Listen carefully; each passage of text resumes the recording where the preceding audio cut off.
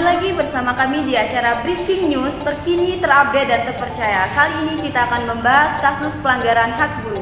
Hukum perburuan di Indonesia terdiri dari perundang-undangan yang mengatur hubungan antara pemilik usaha, para buruh, serta tenaga kerja.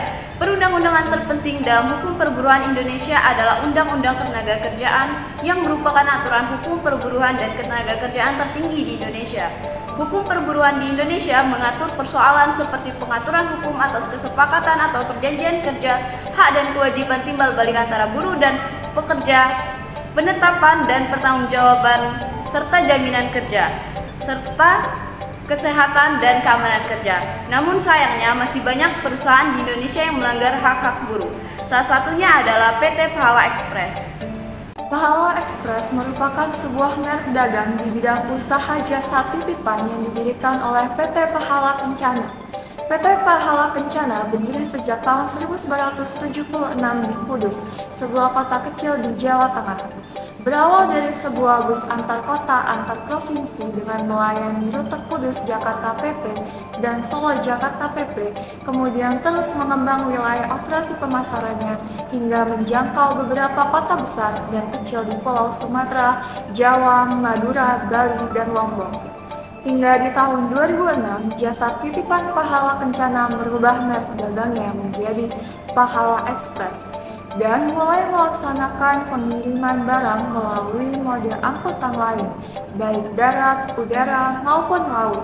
Pengiriman tidak lagi terbatas pada kota-kota di rute-rute bus Pahala Kencana, tetapi telah berkembang jauh pada pengiriman barang dengan tujuan ke lebih dari 200 kota besar dan kecil di Indonesia dan ke lebih dari 200 negara tujuan serta didukung oleh lebih dari 100 unit armada pengiriman barang. Kronologi kasus PT Pahala Express diduga melanggar hukum perburuhan selama 13 tahun sejak 2007.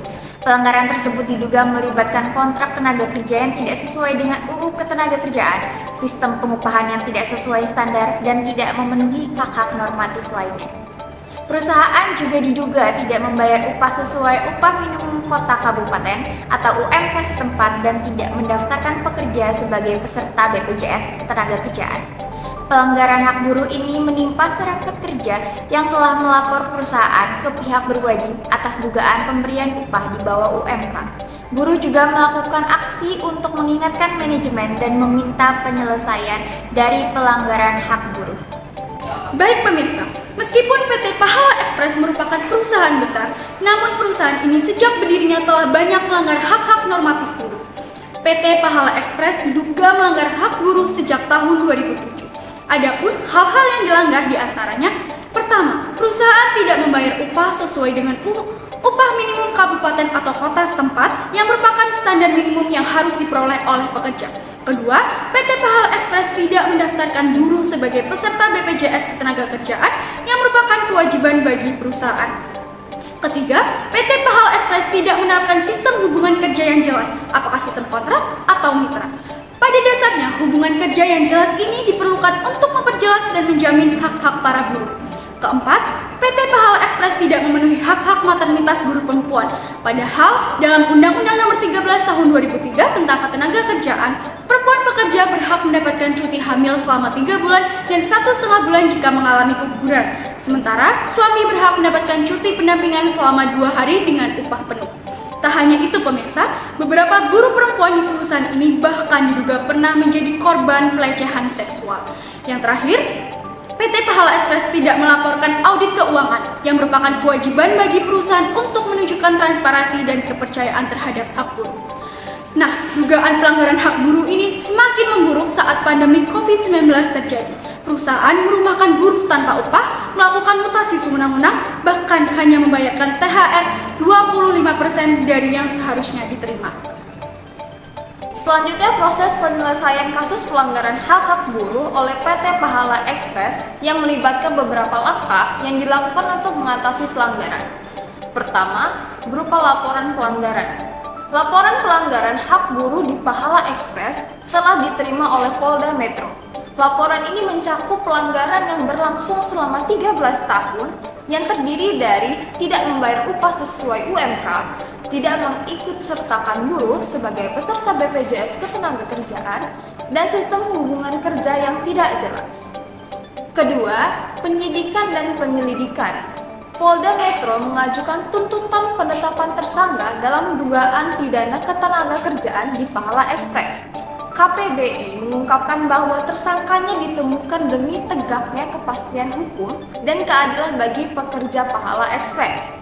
Ketiga, penyelesaian perselisihan dengan hubungan industrial. Jika perusahaan tidak memenuhi kewajiban atas pelanggaran hak buruh, maka buruh dapat melakukan perselisihan hubungan industrial melalui Pengadilan Hubungan Industrial atau PHI. Pengadilan Hubungan Industrial mempunyai kompetensi absolut untuk memeriksa dan memutuskan perselisihan hak dan perselisihan kepentingan, perselisihan pemutusan hubungan kerja, dan perselisihan antar serikat pekerja atau serikat buruh dalam suatu perusahaan. 4. Tindakan pemerintah. Kasus ini mencerminkan bahwa masih banyak terjadi penyimpangan hukum perburuhan di Indonesia, sehingga pemerintah harus mulai lebih ketat dalam menjamin pemenuhan hak buruh dan menindak tegas perusahaan atau pemberi kerja yang melakukan pelanggaran. Pemerintah juga harus memperkuat pengawasan ketenagakerjaan sehingga level dinas pengawasan ketenagakerjaan. 5. Aksi buruh.